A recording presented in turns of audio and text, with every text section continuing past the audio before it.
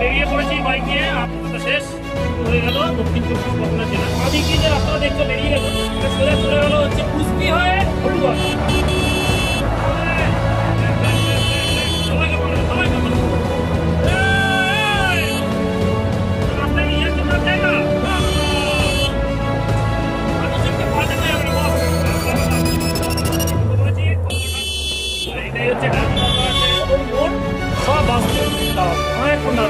সামনে temperature kilometre যাচ্ছে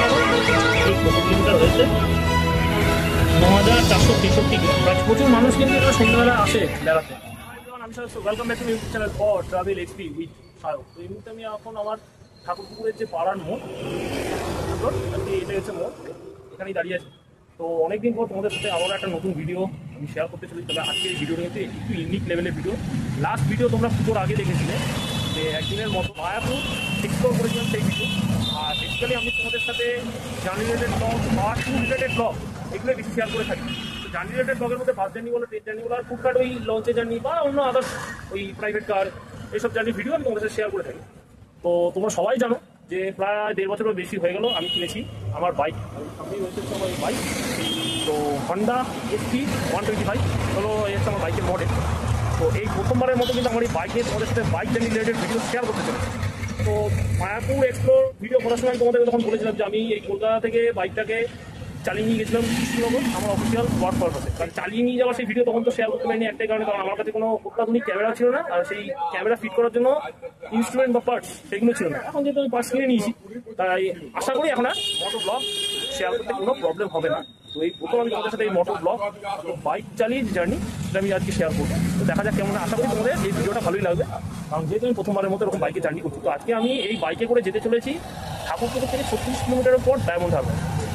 এই আমার এসপি 125 বাইক চালিয়ে যাওয়া হচ্ছে ডায়মন্ড হারবার।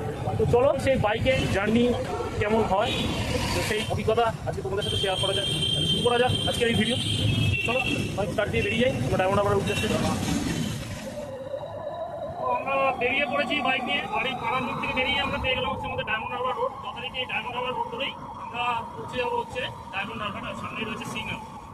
বকখালি বাসের যখন ভিডিওটা করেছিলাম তোমাদেরকে দেখিয়েছিলাম যে এই বকখালি যেতে গেলে শুরুতে আমাদের এই ডায়মন্ড হারবার রোড ধরেই যেতে হবে। এই বেরোচ্ছে হচ্ছে আমরা জোকার মোড়, সামনে এগিয়ে গেলে পড়বে হচ্ছে জোকা ম্যানেজমেন্ট। এখানেও সিগন্যাল, এই সিগন্যালটা যখন ম্যানেজমেন্ট নাম ছাড়িয়ে যাচ্ছি ততক্ষণ পর্যন্ত কিন্তু আমরা পাবো। আর ডায়মন্ড হারবার রোড এই জোকার পর্যন্ত হচ্ছে 4 লেন রাস্তা, তারপরে হচ্ছে সিঙ্গেল লেন। এটা জানি না আগামী দিন কবে চওড়া হবে। চলে এলাম হচ্ছে জোকা ম্যানেজমেন্ট, আমার বাঁ হাতেই রয়েছে। আর জোকা ম্যানেজমেন্টের সিগন্যালটা পেরিয়েই আমরা চলে এসেছি হচ্ছে মোড়। তোমরা হয়তো এই জায়গাটা দেখে চিনতেই পারছো।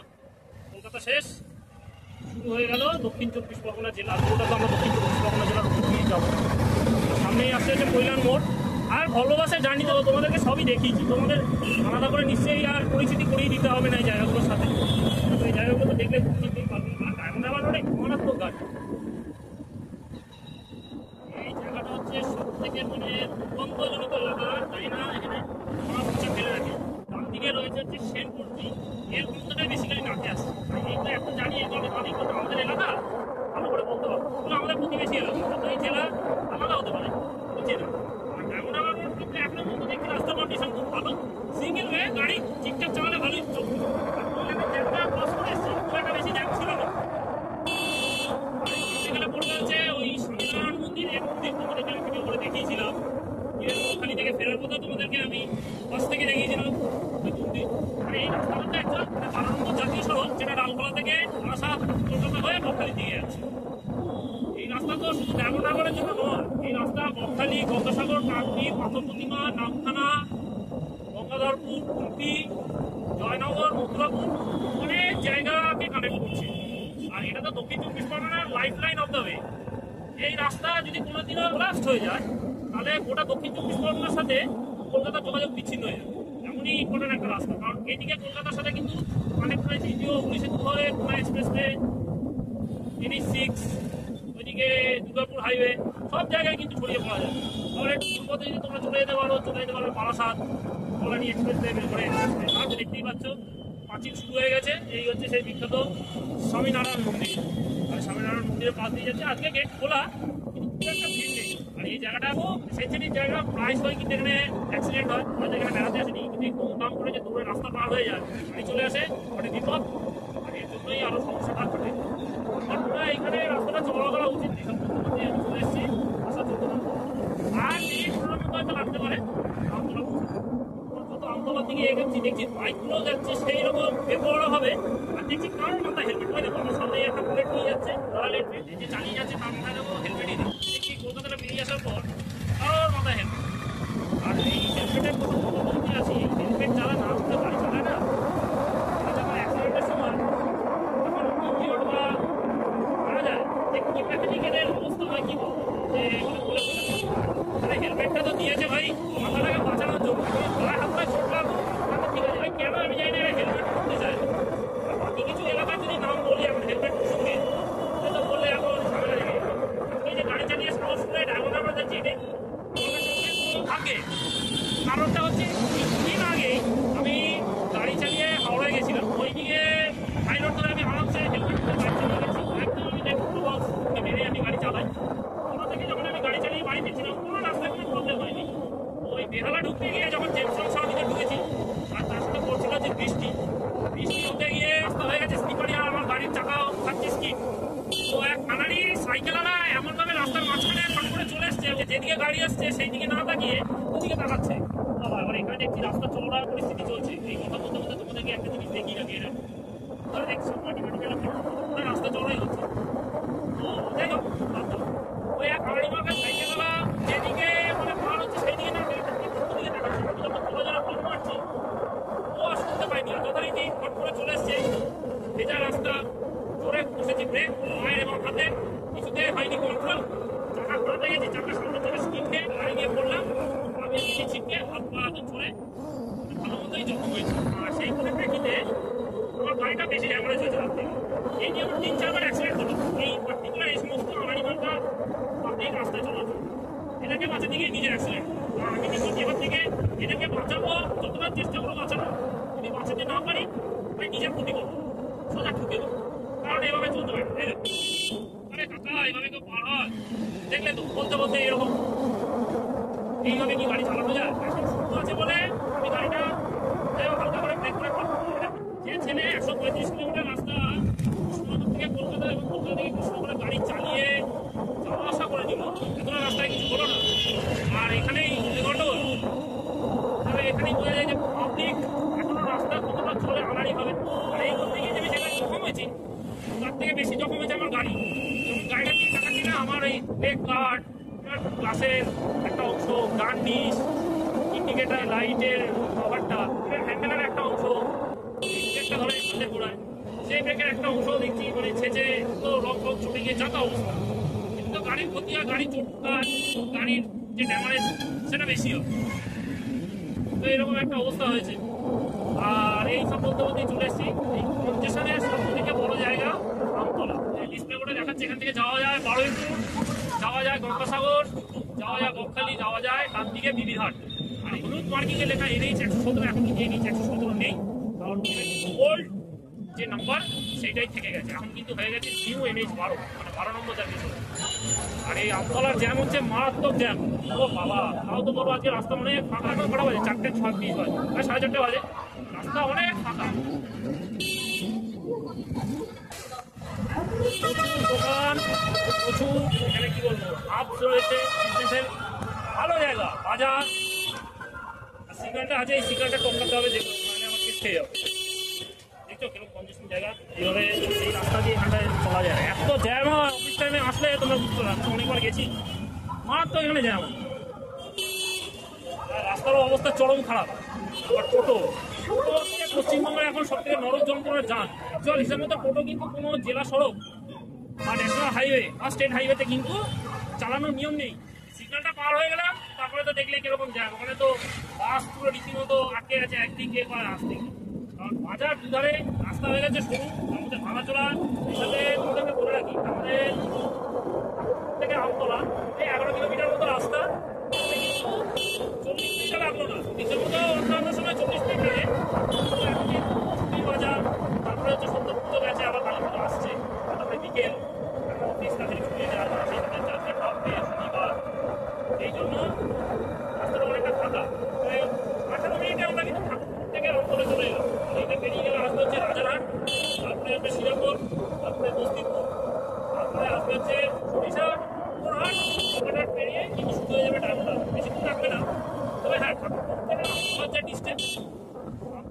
ডায়মন্ড হারবারে সব থেকে বেশি ডিস্টেন্স। আর এখান থেকে আবার রাস্তা আবার খোলা, এখানে আবার ডায়মন্ড হারবার কেন যে আমি বুঝি না, চওড়া করে না। এই যে অটোগুলো চলছে এদের কোনো ঠিকঠাক সার্টিফিকেট বা ওই না কাগজপত্র নেই, এরা রাস্তার বেপরোয়াভাবে গাড়ি চলছে, আর যার জন্য কিন্তু রাস্তায় এত দুর্ঘটনা হচ্ছে। গাড়ি চালাবো সেরকম হেলমেট নেই, আর সেটা তো অনেকদিন পর মানে বাইক চালিয়ে ডায়মন্ড হারবার যাচ্ছে, প্রায় বলতে গেলে 1 বছর পর। সেই গত বছর যখন গাড়ি কিনেছিলাম সেই সময় বিকেলেই আমি যাই ওই বন্ধুদের সাথে, আজকেও এরকম বিকেলের এই সময় যাচ্ছি ডায়মন্ড হারবার। তোমাদেরকে আজকে এই প্রথম বাইক জার্নির ভিডিওটা শেয়ার করা প্রতিভানগর, একদম এটা যে প্রপার যে প্রতিভানগর মোড় যে বাস স্টপে যে এখানে এসে আমার, আর এটা হচ্ছে ট্রাক টার্মিনাল। তোমার বাঁ দিকে যে দেখছো ট্রাকগুলো ঢোকাচ্ছে, এখানে একটা বড় ধাবাও আছে। ধাবাটা আমি তোমাদেরকে দেখাতে চাইছি। আরে অটো একটু সাইড দে রে ভাই, অটো মান তো কি করে। ওই সামনেই রয়েছে ধাবা, বাঁ দিকে একদম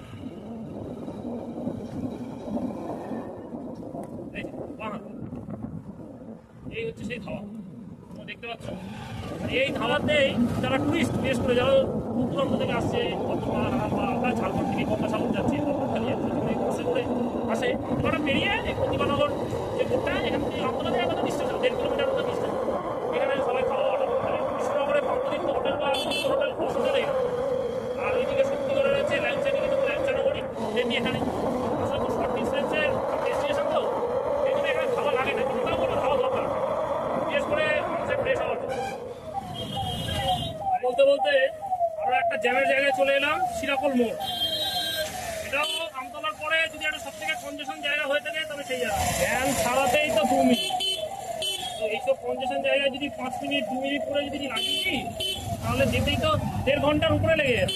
আমাদের গিয়ে যে রাস্তাটা দেখছো বেরিয়ে গেল, এটা সোজা চলে গেল কুস্তি হয়ে হটুগঞ্জ। মানে এই রাস্তাটা হচ্ছে ডায়মন্ড হারবার রোড বা 12 নম্বর জাতীয় সড়কে একটা বাইপাস রাস্তা। আর আমরা যেহেতু এইখান থেকে ডান দিক দিয়ে একটা পুরো ওল্ড ডায়মন্ড হারবার রোড ধরে বা 12 নম্বর জাতীয় সড়ক ধরে যে যাচ্ছি, এইটা দিয়ে গেলে 22 কিলোমিটার রাস্তা গঙ্গাসাগর যাওয়ার ক্ষেত্রে বেশি।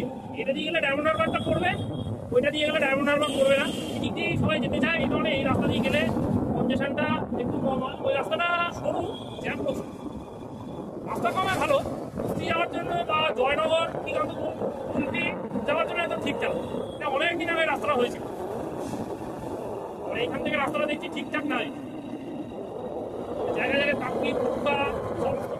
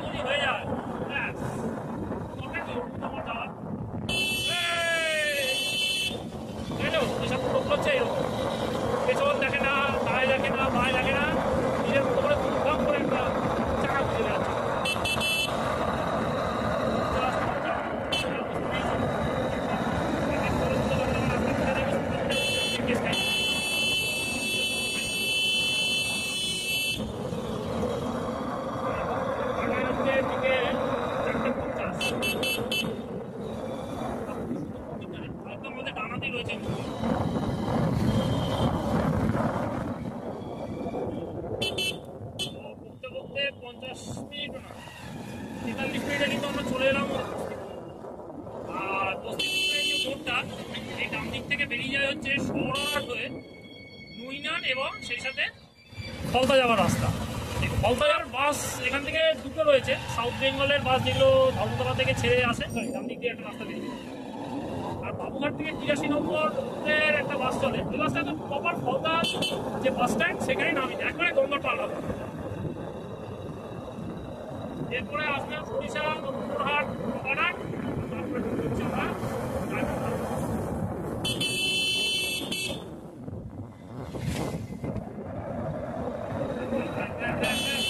সবাইকে বলে সবাইকে বলে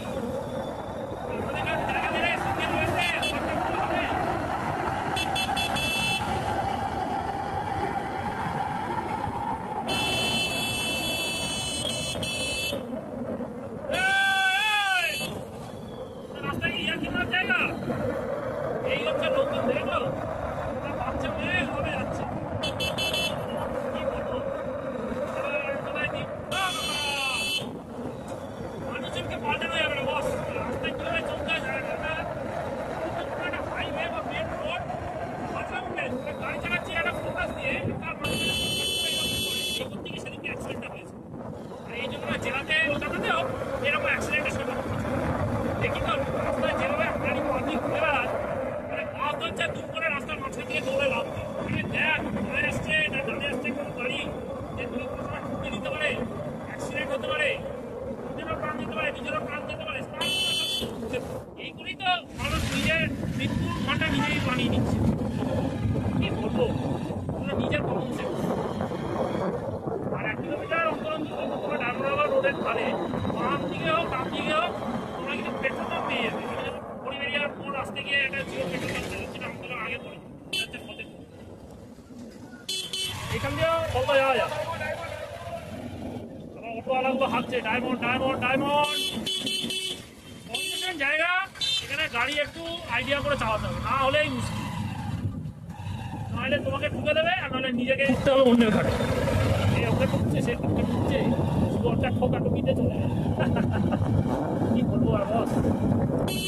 আর আমার মতো দর্শক বন্ধুরা যারা রয়েছে তাদের জীবনেও এরকম ঠোকাটুকি সিন হয়তো লেগেই, জীবনে ঝামেলা না থাকলে সেই জীবন কখনো চলতে পারে। এটাই হচ্ছে জীবন, ওঠা বসা হারিয়ে যাওয়া ফিরে পাওয়া এরকম চলবেই। যাই হোক আমার SP 125টা ভালোই মাইলেজ দেয়, মানে হোন্ডার গাড়ি সবই ঠিক আছে, ব্যাপারটা হচ্ছে এদের সম্ভবত দোষ হচ্ছে ক্লাচ প্রবলেম। কেন জানি না থার্ড গিয়ার থেকে ফোর্থ গিয়ার দিতে গেলে ক্লাচটা থার্ডেই আটকে রেখে, যেই অ্যাক্সিডেন্টটা চাপ মারবো তখন ক্লাচ করে আওয়াজ হবে, তখন থার্ড থেকে ফোর্থে আসে। এদের গাড়ির মানে একটা জন্মগত দোষ।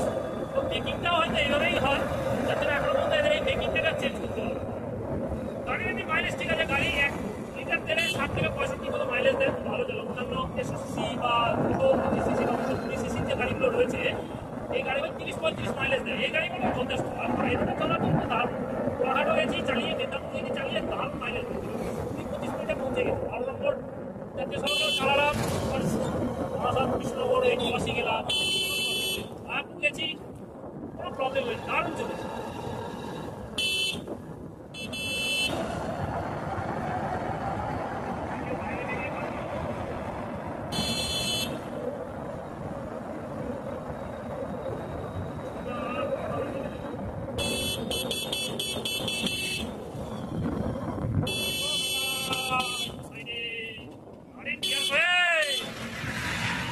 কেন জানি না ভাই বাঁ দিক ডান দিকটা দেখে না, ঠিক করে গাড়ি চালা। সত্যি ভাই এদেরকে কিচ্ছু বলার নেই ভাই। আমরা এখন অবশেষে ঢুকতে চলেছি ঘড়ির কাঁটা। এখন কাকা দেখো একটু, এখন ঘড়ির কাঁটা পাক্কা 5টা বাজে। ফোর্থ গিয়ার দিয়ে থার্ড গিয়ার বললাম, এখন দিয়ে সেকেন্ড গিয়ার মারলাম। এরকম করতে করতে ঢুকে গেলাম আরো একটা কনজেশন এলাকা, যার নাম হচ্ছে দক্ষিণ 24 পরগনার সরিষা হাট। মানে এটা ডায়মন্ড হারবার যে সাব ডিভিশন তার মধ্যেই পড়ে। এটা হচ্ছে সরিষা হাট মোড়। বিশাল বিশাল বাজার এলাকা হবে, দ্বিতীয় আমতলা, এই জন্যই এতটা টাইম লাগে। আর টুকটুক করে কখন যে আমরা 50 মিনিটের মধ্যে সরিষা হাট চলে নিজেরাও বুঝতে পারলাম, ভালোই টেনেছি।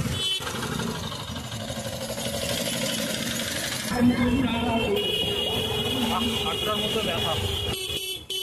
আর এই হচ্ছে সরিষার মোড়, আর এটা হচ্ছে ক্রসিং পয়েন্ট, 3 মাথার মোড়। ডান দিকে যে রাস্তাটা অ্যাকচুয়াল বেরিয়ে গেছে রায়চক মুখপুর যাওয়ার জন্য, কিন্তু ওই ভেতর দিয়ে আবার একটা রাস্তা আছে ফলতা যাওয়া যায়। আমি অতটা শুনেছি, আমার পরিচিত যারা পিকনিক করতে গেছে ফলতার দিকে, তারা গিয়ে ভেতর দিয়েছে, জানি না ভাই।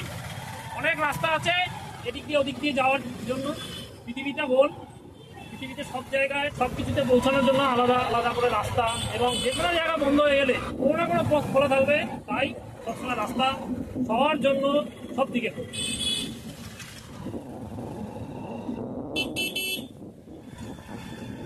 আমি বলতে বলতে আমরা পৌঁছে গেছি পুনরহাট মোড়। সাথে এক গাদা অটো আর এক গাদা টোটো, কি করে গাড়ি চালাবো, মাছগুলো যেতে পারছে না। সরিষা পেরিয়ে এসেছি, আর সরিষা থেকে পুনরহাট মোড় আসতে সময় লাগলো 3 মিনিট মতো। আর পুনরহাটের পরেই পড়বে হচ্ছে কপারহাট, আর এই কপারহাট থেকে শুরু হয়ে হচ্ছে ডায়মন্ড হারবার টাউনশিপ। ওই ডায়মন্ড হারবার এখান থেকে ঢুকতে হলে তো আমাদের সময় লাগতে পারে হার্ডলি 7 থেকে 10 মিনিট। 10 মিনিটের মধ্যে পৌঁছে, কারণ এর আগের বারে যখন আমি এসেছি তখন কিন্তু 10 মিনিটের নাগাদই পৌঁছে গেছি।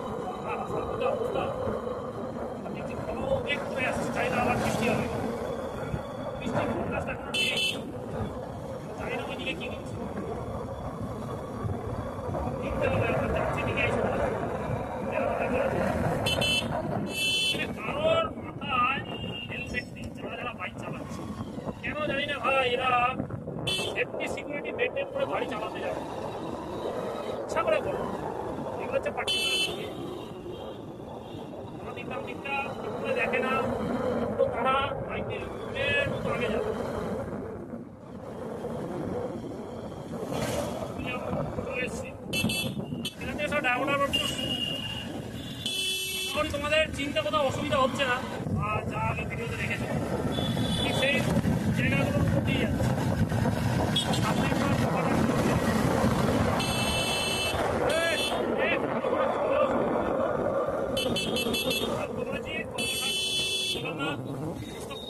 আমরা পৌঁছে যাবো 1 ঘন্টায়, চলে এসছি। 1 ঘন্টা না হলে 1 ঘন্টা 7-8 মিনিটের মধ্যে কিন্তু আমরা চলে এলাম ডায়মন্ড হারবার। বেশি তো লাগে না, বাইক নিয়ে আসলে কম সময় তোমরা ডায়মন্ড হারবার চলে যাবে। বাসে 1.5 ঘন্টা 2 ঘন্টাও লেগে যেতে পারে, কারণ বাস কত বড় একটা জাল, বাস প্যাসেঞ্জার তুলছে, আর সেই সাথে জ্যামের মধ্যে পড়ছে, এতেই কত সময় চলে যায়। একটা বাইক সেকেন্ডে কয়েকশো মিটার পথ অতিক্রম করে বেরিয়ে যায়। কিন্তু চারপাশের পরিবেশ কেমন বদলে গেছে, গ্রাম ছিল, সবুজে ছোঁয়া প্রাকৃতিক পরিবেশ ছিল, এখন কিন্তু আর নেই। মল, সরকারি অফিস কাছারি এই সমস্ত রয়েছে।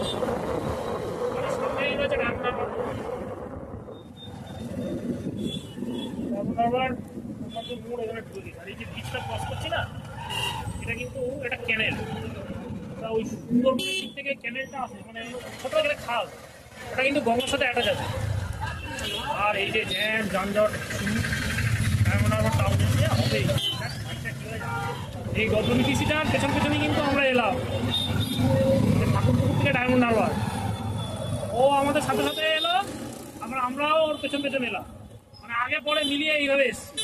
ভালো ও 1 ঘন্টা 15 মিনিটে টেনে দিয়েছে। বাসগুলো এখানে এসে দাঁড়ায়, এটাই হচ্ছে ডায়মন্ড হারবার সদর মোড়। অনেকক্ষণ দাঁড়াবে, 5-7 মিনিট মতো প্রায় দাঁড়াবে। যেগুলো কাকদ্বীপ নামখানা যাওয়ার দরকার তারা এটাই হচ্ছে ডায়মন্ড হারবার প্রপার। আর দেখাচ্ছি তোমাদেরকে। আরে বাসগুলো কোথায় রাখলি রে? তবে এই যে ডায়মন্ড হারবারের যে বাসগুলো দেখছো, সব কিছু যে কাকদ্বীপ নামখানা বকখালিতে একদমই তা নয়। কিছু বাস গঙ্গাধরপুর, কিছু বাস এই ডায়মন্ড হারবার পর্যন্ত আসে, আবার কিছু বাস ওই কুলপিতে লড়তেই এই সমস্ত পর্যন্ত আসে।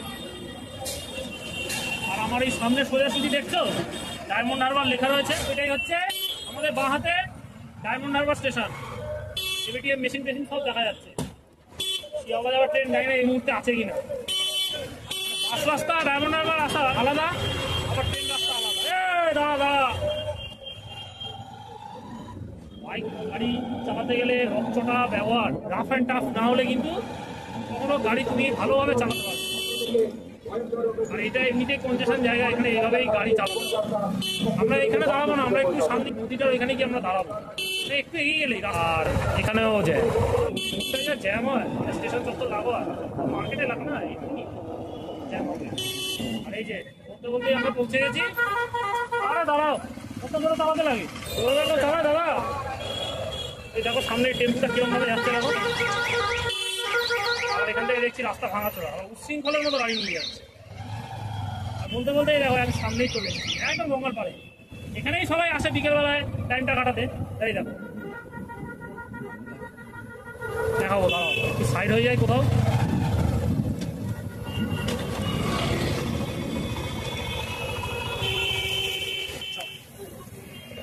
এইখানেই গাড়িটাকে পার্কিং করে দিয়েছি। কত কিলোমিটার হয়েছে?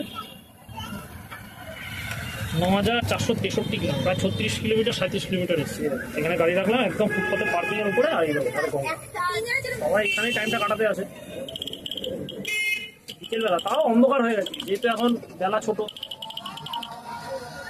আর ওই যে ওই পাটটা দেখছো ওই সাইডটা, ওই যে দূরে যে লাইট গুলো দেখা যাচ্ছে, টাওয়ার জ্বলছে, ওইটাই হচ্ছে প্রপার হলদিয়া। প্রপার হলদিয়াটা যদি দেখতে হয় না, তাহলে এই ডায়মন্ড হারবার থেকে আরো 40 কিলোমিটার পথ পেরিয়ে কাকদ্বীপের কাশীনগর এলাকায় যদি তোমরা যেতে পারো, একদম গঙ্গার তীরবর্তী এলাকা, ওইখান থেকে কিন্তু হলদিয়াটা তোমরা খুব পরিষ্কার ভাবে দেখতে পাবে। এখানে তাও কোনাকুনি দেখা যাচ্ছে। প্রচুর মানুষ কিন্তু এখানে সন্ধ্যাবেলা আসে বেড়াতে, যেহেতু এখন ছুটির বাজার। তখন গাড়ি চালাতে চালাতে আমার বাইক অ্যাক্সিডেন্টের কথা বলছিলাম না, তো তোমাদেরকে বাইক অ্যাক্সিডেন্টে কয়েকটা চিত্র আমি দেখিয়ে রাখি কি হয়েছে। এই দেখো আমার হাত এখান দিয়ে ছড়ে গেছে, ইভেন এই জায়গা হাতের এইসব অংশগুলো ছড়ে গেছে, মানে মারাত্মক লেভেলের জখম হয়েছে। পা গেছে, হাঁটুটার এইখানটা লেগেছে, এখানেও ছড়ে গেছে, কিন্তু ফুল প্যান্ট তো খুলে ভাবে দেখানো সম্ভব হচ্ছে। এবার বাইকের ড্যামারেজটা দেখিয়ে রাখি। এই দেখো লেগ গার্ড এতটা বেঁকে গেছে, যা তা অবস্থায় এইসব জায়গাগুলো পুরো ছেঁচে গেছে সব। এগুলো রং ফং চোটে চাটে যা তা অবস্থা। টার্ন লাইটের এই ইন্ডিকেটার সব এই সব রং ফং সব চোটে গেছে, ঘষা ঘষি লেগে বিচ্ছিন্নভাবে আমার গাড়িটা জখম হয়েছে। ইভেন আমার যে লেগ স্পেস, মানে যে লেগ লেসটা, এগুলো পর্যন্ত বেঁকে গেছে। কতটা মারাত্মক লেভেলের জখম হয়েছি ভাবো। কিছু না, কিছু আনারি পাবলিকের জন্য কিন্তু আমার এই অ্যাক্সিডেন্টটা ঘটলো, নাহলে আদারওয়াইজ ঘটতো না। কারণ আমি এতটা রাস্তা যখন বাইক চালিয়ে চলে এসেছি, কোনো প্রবলেম হলো না। আর ঠিক বাড়ির দুয়ারে সেই প্রবলেমটা হলো। এগুলো কি বলবো, ননসেন্স লেভেলের লোকজন যারা রাস্তাঘাটে চলতে জানে না, তাদের জন্য এরকম ঘটনা ঘটে। আর জোরে ব্রেক কষেছি, তার ফলেই হয়েছে। গঙ্গার পার ঘুরে তোমাদেরকে তো বিকাল থাকতে দেখালাম, মানে গঙ্গার পাড়ের আশপাশের প্রাকৃতিক পরিবেশটা কেমন। তো বিকেলবেলায় গঙ্গার পাড়টা কত সুন্দর লাগে এই ডায়মন্ড হারবার চত্বরে আসলে। তো ফট করে অন্ধকার নেমে এলো, তো তোমাদেরকে আর আলাদা করে কিছু দেখাতে পারলাম না। সাথে তোমাদেরকে একটু দেখিয়ে রাখতে চাই, সেটা বলেও রাখতে চাই। এই হচ্ছে 117 নম্বর জাতীয় সড়ক বা নতুন 12 নম্বর জাতীয় সড়ক, যেটা কিন্তু সোজা চলে যাচ্ছে এই ডায়মন্ড হারবার হয়ে কাকদ্বীপ বা নামখানার দিকে অথবা বকখালি। আর ঠিক তার ডান পাশে রয়েছে গঙ্গা, আর ঠিক তার বাঁ পাশে রয়েছে এই যে এত বড় যে লজটা দেখছো বা প্রপার্টিটা দেখছো, এটা হচ্ছে বহু পরিচিত লজ সাগরিকা বা হোটেল সাগরিকা বা সাগরিকা ট্যুরিজম যে প্রপার্টি, এই সেই জায়গা ডায়মন্ড হারবারের একদম মোড়েই, মানে সরি ডায়মন্ড হারবার মোড় থেকে একটু এগিয়ে ডায়মন্ড হারবার লোকালিটি, তার মধ্যেই রয়েছে একদম গঙ্গার তীরবর্তী হচ্ছে এই লজ। বিলাসবহুল লাক্সারিয়াস লেভেলের লজ। তো সবাই জানো যেটা পশ্চিমবঙ্গ সরকারের ট্যুরিজম ডিপার্টমেন্টের অন্তর্গত এই লজ। এই লজে থাকার খরচাও প্রচুর এবং খাওয়া দাওয়ার খরচাও প্রচুর। পয়সা ফেললেই এখানে তামাশা দেখা যাবে। আর সেই সাথে হচ্ছে এখানে দেখো গাড়ি রাখারও জায়গা রয়েছে। এখানে হচ্ছে সব পার্কিং লট। যারা গাড়ি নিয়ে হয়তো বেড়াতে আসে বা তোমরা আগামী দিন গাড়ি নিয়ে ডায়মন্ড হারবার 1 বা 2 দিনের জন্য থেকে দক্ষিণ চব্বিশ পরগনার যে সমস্ত সাইট সিনগুলো রয়েছে বেড়াতে যাও, তো আরামসে এখানে আসতে পারো, টাকাটাও নেবে সেই রকম সব কিছু এখানে ব্যবস্থা রয়েছে। তো তোমাদেরকে একটু দেখিয়ে রাখুন। শুধু যে সাগরিকা লজ আছে তা না, যেহেতু সাগরিকা পরিচিত একটা লজ, ওই ডায়মন্ড হারবার মোড়ের দিকে গেলে কিন্তু তোমরা এরকম অনেক থাকার লজ পেয়ে যাবে। তো থাকতে কিন্তু কোনো অসুবিধা হবে না যারা রিজনেবল রেটের মধ্যে চাইছো। তো এদের এখানে প্যাকেজ সিস্টেম কি আছে আমি জানি না, যদি কোনোদিনও পাই আমি তোমাদের সাথে সেটা কোনো একটা ভিডিওতে শেয়ার করে দেবো। তোমাদেরকে দেখিয়ে রাখলাম এই সুন্দর সাজানো গুছানো আলোয় মোড়া এই সেই সাগরিকা লজ। প্রচুর মানুষ কিন্তু দেখছি যারা বেড়াতে আসে গাড়ি টাড়ি নিয়ে, যাদের হয়তো একটু পয়সা আছে বা যারা হয়তো খরচা করে থেকে এখানে বেড়াতে চায়, তারা কিন্তু সাগরিকা লজেই উঠছে, কোনো তো অসুবিধা নেই। বাইকও চাইলে এনে রাখা যেতে পারে, ভালো বেশ। আর গঙ্গার পার ঘুরে দেখাবো। যখন তোমাদের সাথে আমি কথা বলছিলাম তখন ফট করে দেখলাম অন্ধকারটা নেমে, যেটুকু দেখাতে পেরেছি। আর এখন অন্ধকার হয়ে যাচ্ছে, আলাদাভাবে তো পুরো দেখাতে পারবো না। আর যেহেতু শীতকালের বেলা একটু মানিয়ে নিতেই হবে। এই হচ্ছে আজকে আমাদের ডায়মন্ড হারবার আসার মূল কারণ, এই আশপাশের গঙ্গার প্রাকৃতিক পরিবেশটা সুন্দরভাবে উপভোগ করার জন্য, তোমাদেরকে দেখানোর জন্য। আর হচ্ছে সাগরিকা লজটা রয়েছে সেইটা তোমাদেরকে দেখানোর জন্য কিন্তু আজকে এখানে আসা। তো যারা আগামী দিন এখানে বেড়াতে আসতে চাও থেকে দক্ষিণ 24 পরগনা আশপাশের যে সাইট সিনগুলো আছে যেগুলো বেড়াতে যাও, আর সেই সাগরিকা লজে এসে থাকতে পারো। যারা একটু খরচা করে এফার্ট করতে যাও, আর লাক্সারিয়াস লজ তো এটা কিন্তু পুরো রাজ্য সরকারের বা পশ্চিমবঙ্গ সরকারের বানানো একটা লজ। সরকারি বলে যে সস্তায় হবে একদমই তা না, ভালো মতো করে। আর যেহেতু 5 স্টার লেভেলের লজ, তো যথারীতি 5 স্টার লেভেলের পরিষেবাই হবে। এটা আজকে এসেছিলাম দেখার জন্য, তো তোমাদেরকে একটু দেখিয়ে রাখলাম। কতদিন পর যে ডায়মন্ড হারবার এলাম, আমার নিজেরই ভালো লাগছে। আর এরকম বিকেলবেলায় মাঝে মধ্যে বাড়ির কাছাকাছি নদী থাকলে বাইক নিয়ে সাইকেল নিয়ে চুক্তি করে সেটা নদী পাড়ে এসে বিকেলে হাওয়া খাওয়া যেতেই পারে, প্রাকৃতিক পরিবেশের সৌন্দর্যটা উপভোগ করা যেতেই পারে। আর অন্ধকার হয়ে গেছে, কি করবো দাঁড়িয়ে থেকে, আর দাঁড়িয়ে থেকে লাভ নেই।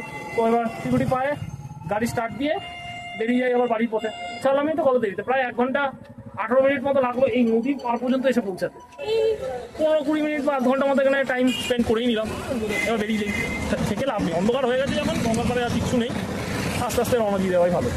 যত তাড়াতাড়ি পারবো পৌঁছে যাই বাড়িতে।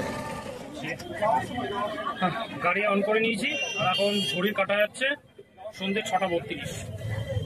মোবাইলটা ঠিক করে নিই, চলো আবার শুরু করি আমাদের জার্নি।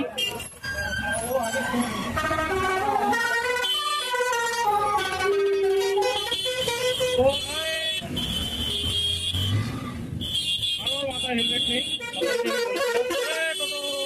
আর এখানে আমি বলেছিলাম 8 ঘন্টা সময় কাটানোর মতো। আপনাদের গঙ্গার পাড়ে 8 ঘন্টা সময় ছিল, 2 ঘন্টা বেশি একটু সময় দিলাম ঘুরে ঘুরে। এখানে যে স্ট্রিট ফুডগুলো রয়েছে সেইগুলো বাছাই করে খাওয়ার জন্য। ঘুরতে সময় লাগলো 10 মিনিট, আর ওই খাওয়া দাওয়া একটু করলাম, সময় লেগে গেল 20-25 মিনিট। তারপরে লাস্টে চা খেলাম। আর খাওয়া দাওয়া কী করছি আমি দেখাবো। খেলাম তো পকোড়া, তারপরে লাস্টে ফুচকা, এই চা দিয়ে আমাদের এই পর্ব শেষ করে আই লাভ ডায়মন্ড হারবার লেখা আছে সেলফি জোন, ওখান থেকে গাড়ি গিয়ে একেবারে আমরা দিচ্ছি আমরা আবার ঠাকুরপুকুরের পথে বাড়ি যাবো। এখন 1 ঘন্টার মধ্যে টার্গেট নিয়ে বাড়িতে ঢুকতে হবে। এতটা সময় কাটালাম, ফিরে যাচ্ছি, খুব খারাপ লাগছে, করার নেই, তবেই আবার আসবো, আবার কোনোদিন আসা হবে। আর মোটর ব্লগ যখন এরকম স্টার্ট করেছি নিশ্চয়ই চলবে। ডায়মন্ড হারবার কেন, আরো ভালো ভালো ব্লগ চলবে। যদি ঠিকঠাক মতো হয় পাহাড়েরও ব্লগ করবো। পাহাড়ের ভিডিও করার জন্য তোমাদের সাপোর্ট, ভালোবাসাটা প্রচুর পরিমাণে দিতে হবে। আমি বারবার বলে থাকি, এটা না হলে কিন্তু হবে। আমার পথে যত তাড়াতাড়ি গেছি, এর পথে ততটাই সময় লাগলো। এই কারণে রাস্তা অন্ধকার, কোথায় গর্তবার্তা রয়েছে বোঝা যাচ্ছে না, খুব আস্তে আস্তে চালিয়ে আসছি। আর 2 নম্বর যখন গেছিলাম তখন অনেক ফাঁকা ছিল, এখন দেখছি কলকাতার থেকে গাড়ি সবাই ডায়মন্ড হারবার মুখী। এই করতে করতেই জ্যামের মধ্যে দিয়ে লেগে যাচ্ছে, যাওয়ার পথে যা সময়ের থেকে বেশি। এখন এই মুহূর্তে এসে পৌঁছালাম হচ্ছে শিরাকোল মোড়।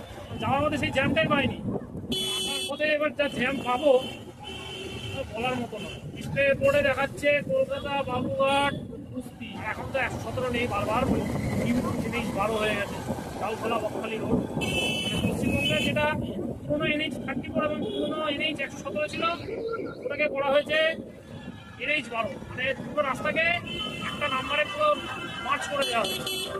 আর 12 নম্বর জাতীয় সড়ক শুরু হচ্ছে জেলার ডালখোলার পূর্ণিয়া মোড়ে NH 27 যে কানেক্টর, সেখান থেকে শুরু হয়ে একেবারে দিনাজপুর জেলার সদর শহর রায়গঞ্জ, মালদা, ফারাক্কা, মুর্শিদাবাদের বহরমপুর। এখন তো বহরমপুরের NH ঢোকেই না, বহরমপুর বাইপাস করে বেরিয়ে যাচ্ছে বহরমপুরের টাউনকে স্কিপ করার জন্য, যেহেতু যানজট এবং কনজেশন এরিয়া। আর সেই সাথে পলাশী, দেবগ্রাম, পুরুলিয়া, কৃষ্ণনগর, জাগুলি, বারাসাত, আমাদের কলকাতা, ডায়মন্ড হারবার রোড, বেহালা, ঠাকুরপুকুর ধরে একেবারে ডায়মন্ড হারবার কাকির নামখানা হয়ে রাস্তা শেষ হচ্ছে বকখালি। কতটা লং ডিস্টেন্সের একটা রাস্তা ভাবা যায়। ওয়েস্ট বেঙ্গলে নর্থ থেকে সাউথ পর্যন্ত কত লম্বা একটা করিডোর গেছে, তো রাস্তাকে একটা নম্বরে মার্চ করে দেওয়া হবে।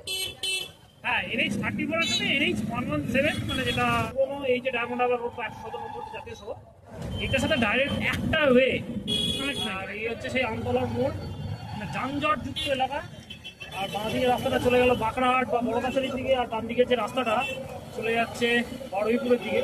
বারুইপুরের যে রাস্তাটা যাচ্ছে, এই রাস্তা দিয়ে কিন্তু তোমরা শুধু বারুইপুর না, তোমরা কিন্তু চলে যেতে পারবে রাজপুর, সোনারপুর, সেই সাথে বঙ্কাহাটি এবং ক্যানিং। সুন্দরবনও যাওয়া যায়। তো এখানে সুন্দরবন যাওয়া বা সোনারপুর রাজপুর যাওয়ার খুব একটা অসুবিধা হবে। যাওয়ার পথে আমতলার মোড়ে এতটাও জ্যাম পাইনি, আসার পথে আমতলার মোড়ে এতটা যা জ্যাম বললাম না, আমতলার মোড়ে ফেরার পথে খুব জ্যাম পাবো। এখন ঘড়ির কাটায় হচ্ছে 7:30। তো ভিড় হবেই। আমতলার মোড়ে তা বিকেলবেলায় আমরা যখন গেছিলাম এতটাও জ্যাম ছিল না, মারাত্মক জ্যাম, 10 মিনিট লেগে গেল এখানে জ্যাম কাটাতে। সিগন্যালটা ক্রস করে বেরিয়ে গেছি, তাও জ্যাম। ভাবতে পারছো কত জ্যাম হয় এখানে। আমতলার জ্যাম কাটিয়ে আস্তে আস্তে সময় লেগে গেল প্রায় 13 মিনিট। আর আস্তে আস্তে চালিয়ে এলাম এই কারণে, কারণ গাড়ির প্রচণ্ড চাপ। আমতলার পর থেকে 14 নম্বর মন্দির দেখতে দেখতে চলে এলাম। ডান দিকে রয়েছে স্বামীনারায়ণ মন্দির, ফাঁকা মন্দির। যাওয়ার কথা দেখেছিলাম ফাঁকা, ভাষাগুলো দেখছি ফাঁকা। এই আমতলা থেকে 14 নম্বর মন্দির আসতে আমাদের সময় লেগে গেল প্রায় 25 মিনিট। দেখি আমরা 10 বা 7 মিনিটের মধ্যে ঢোকা পৌঁছাতে পারি কি।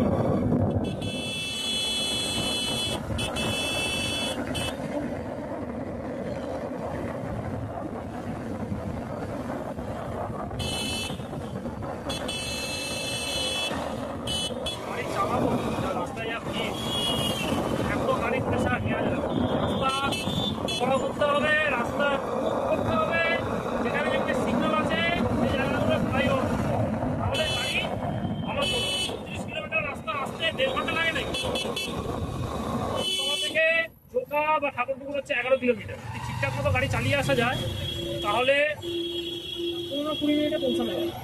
আর এই যে এটা হচ্ছে কৈলারের 3 মাথার মোড়, ডান দিকে একটা রাস্তা বেরিয়ে গেল, ওটা চলে গেল নেপালগঞ্জ হয়ে ঝুলপিয়ার দিকে।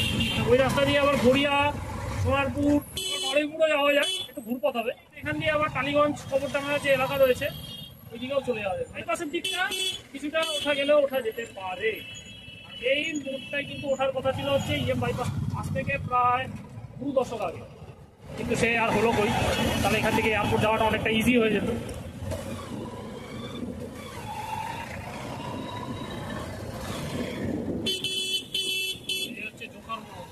বলেছিলাম স্বামীনারায়ণ মন্দির থেকে 10 মিনিটে ঢুকতে পারি কিনা। স্বামীনারায়ণ মন্দির থেকে 13 মিনিটে চলে এলাম জোকার মোড়। শুরু হয়ে গেল কলকাতা জেলা, আর সেই সাথে শুরু হয়ে গেল জোকার মোড় থেকে ঢুকতেই কিন্তু গাড়ির যেমন প্রেশার, তুই হচ্ছে প্রচুর সিগন্যাল, মানে সিগন্যাল রাস্তা চালু। আমাদের মাথার উপর দিয়ে যাচ্ছে মেট্রো ফ্লাইওভার, আর এই সামনে হচ্ছে জোকা মেট্রো স্টেশন। এই যে এই রাস্তা সোজা ধরলে তোমরা পৌঁছে যাবে বাবুঘাট, সোনা এক্সপ্রেসওয়ে, ধর্মতলা, হেস্টিংস, শ্রীপুর, চৌধুরী সেতু, আর নানা রকম জায়গা। আমরা সোজা ডায়মন্ড হারবার রোড ধরে যাবো না, ডায়মন্ড হারবার রোড ছেড়ে দিলাম, ডান দিকে ঘুরে গেলাম। আর এই যে রাস্তাটা ধরে নিলাম, এটা ডায়মন্ড হারবার রোডের বেহালার অঞ্চলের জন্য একটা বাইপাস রাস্তা, বা জেমসলং সরণি বলতে গেলে বলা হয়। এই জেমসলং সরণিটা আবার সেই গিয়ে মিট করবে ডায়মন্ড হারবার রোডে তারাতলার সাথে। ডায়মন্ড হারবার রোড চলে গেল সিএ বাস স্ট্যান্ড, পথের বাজার, এবার চৌরাস্তা হয়ে তারাতলার দিকে। আমার যে পাড়ার মোড় সেইখানে চলে এসেছে। এবার এই সিগন্যাল হচ্ছে আমার পাড়ার মোড়।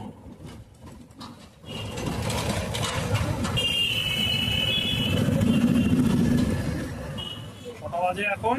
8টা।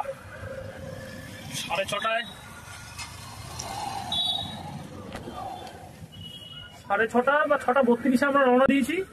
এখন ঘড়ির কাটায় হচ্ছে রাত 8টা। প্রায় 1.5 ঘন্টা কিন্তু লাগলো আমাদের ডায়মন্ড হারবার থেকে এই ঠাকুরপুকুর 36 কিলোমিটার পথ আসছে। মানে যাওয়ার পথে যতটা কম সময় লেগেছে, আসার পথে কিন্তু তার থেকে বেশি সময় লেগেছে, কারণ অন্ধকার রাস্তাগুলো ঠিক না। একেই চালিয়ে এসেছি আসতে, আর দুই হচ্ছে বছরে একটা ভয় থাকে, কারণ যে কোনো সময় কিন্তু একটা বড় দুর্ঘটনা ঘটে যায়। সেদিন আগে একটা ঘটনা ঘটছে, সেই ঘটনা নিয়ে খুব সাবধানে সেন্সিটিভভাবে কিন্তু গাড়ি চালাচ্ছি। আর দুই হচ্ছে রাস্তায় প্রচুর গাড়ির প্রেশার, গাড়ির পেছন যেতে হচ্ছে। আর জায়গায় যে মোড়গুলো দেখলে শ্রীরামপুর, আমতলা, ওখানে তো কিরকম জ্যাম।